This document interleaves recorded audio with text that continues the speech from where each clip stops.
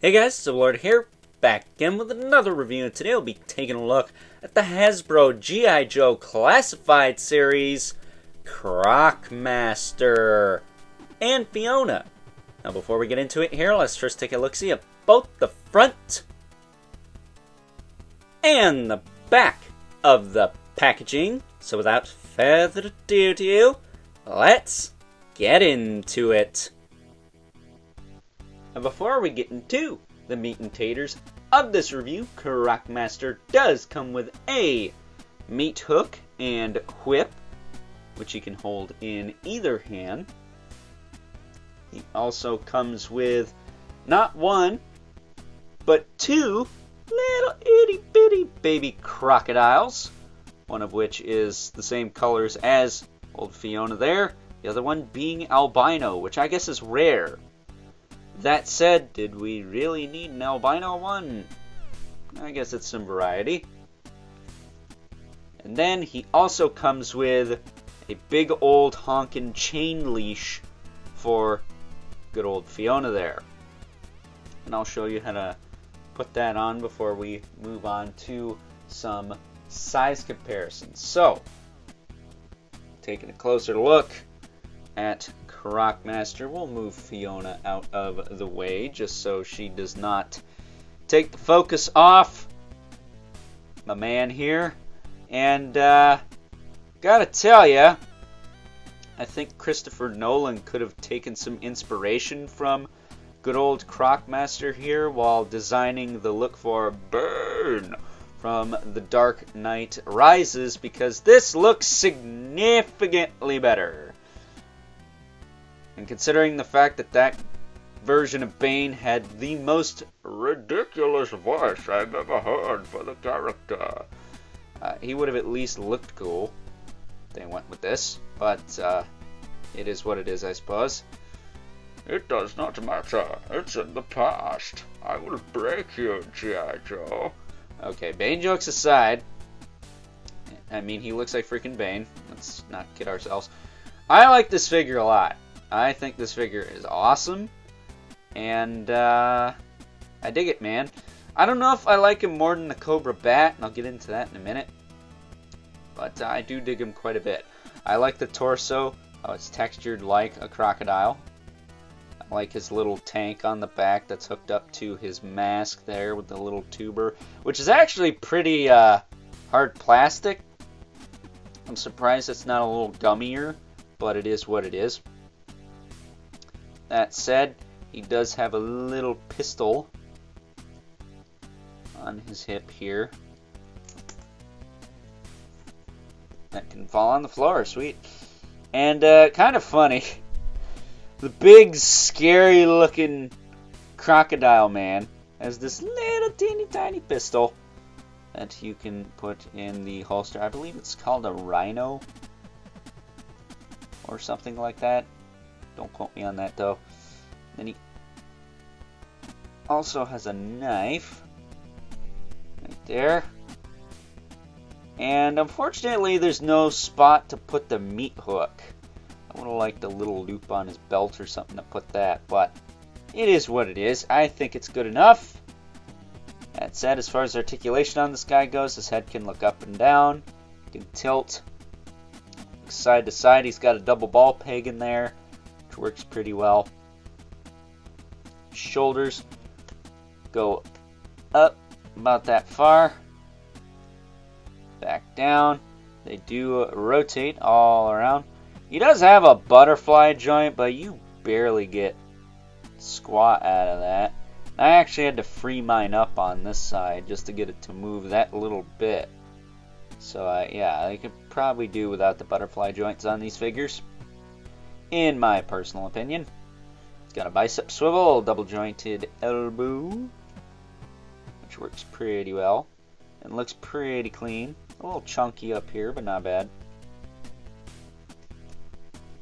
It's got a swivel and a hinge in the wrist, and no, it is not the right hinge.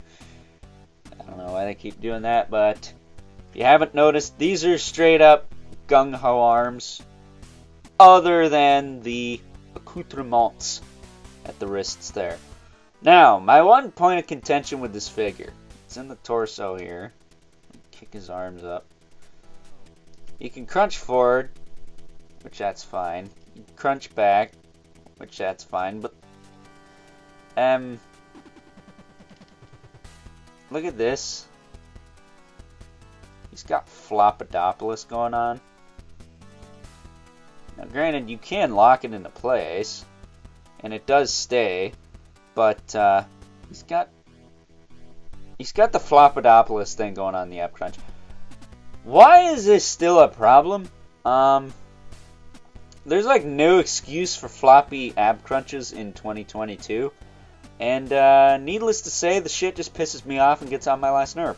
So, for the love of God, somebody make an ab crunch design that can never be floppy.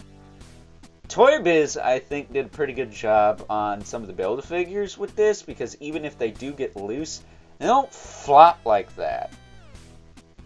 So, I would like to see someone maybe reinvent the ab crunch to where it doesn't get loose and floppy and suck big fat hairy monkey balls like that.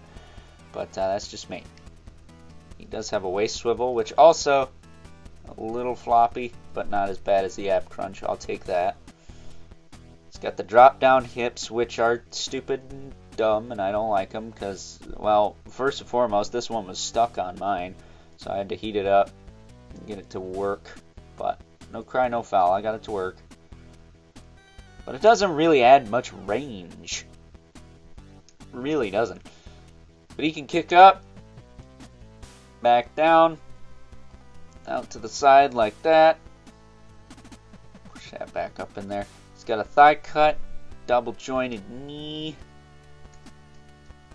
Works fine. Really good, actually. And looks alright. It's fine. I don't mind that. He's got a boot swivel. Then he has a hinge in the foot, which is pretty tight on mine. I'm going to go with this side. He's got a hinge in the foot with the rocker joint and peg holes at the bottom of the feet for the stand he does not come with, but I do believe a McFarlane stand will work with this guy. So that is Crocmaster Bane. Okay, I said I wasn't going to do that again, but damn it, he looks like friggin' Bane. And I love that. Or I guess maybe in this case Bane looks like him. The plot thickens, it does, yes. But I really like this figure. Right down to his crocodile eye on the crotch there. Him over though. Let's look at good old Fiona here. What an impressive piece this is. Now, some people wish he came with two of these. How you would have fit two of these in the box, I have no idea. But as far as her articulation goes, she's got a double ball peg up here. She's got an opening and closing mouth. She's got a diaphragm joint, which works pretty well. You can rotate it around and all that good stuff. And all her legs have the same articulation. Right there at the shoulder. That's what you want to call that. For the front legs. And then she also has the little hinge at each foot with the rocker. And her hind legs, again, have the same articulation as the front legs. And that's pretty sweet. She also has a double ball peg going on back here at the tail. You can rotate around, all that good stuff. And then she has a bendy wire in the tail itself. Which, you know, it works for the most part. I wouldn't say it's the best, but not the worst. And it should be worth noting you can actually store her little baby croc here in her mouth like that, which is pretty cool. Nice attention to detail.